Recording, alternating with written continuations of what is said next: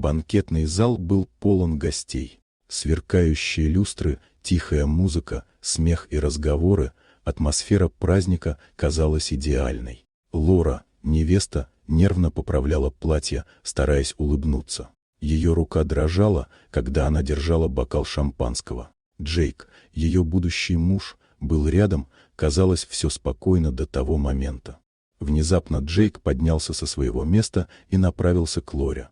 Он начал говорить, и сначала это звучало как шутка, но потом слова стали резкими и оскорбительными. Он высмеивал ее внешность, ее привычки, ее голос.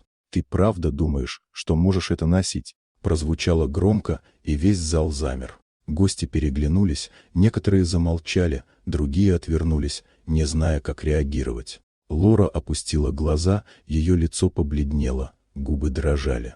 Сердце разрывалось, а смех Джейка становился все более язвительным. Лора чувствовала себя маленькой и беспомощной. Казалось, что время остановилось, и этот момент растянулся в вечность. Но Джейк даже не подозревал, что ее отец, мистер Харрисон, стоял недалеко и слышал каждое слово. Он наблюдал за происходящим, его лицо сначала оставалось спокойным, но глаза медленно наполнялись гневом. Когда Джейк перешел к личным оскорблениям, отец Лоры сделал шаг вперед.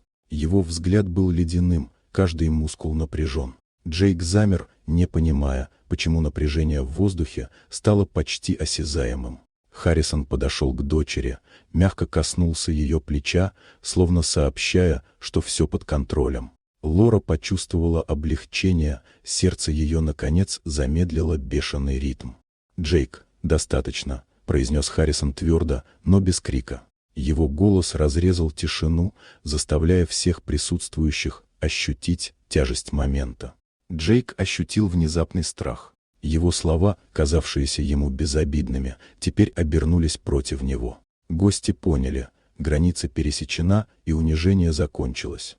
Лора подняла глаза и впервые посмотрела на Джейка с осознанием. Поддержка рядом, она не одна. В ее сердце вспыхнула решимость. Она больше не будет терпеть такие слова, и теперь ее отец рядом, чтобы защитить ее. Джейк понял, что его власть и смех рассыпались, и теперь все внимание было приковано к нему.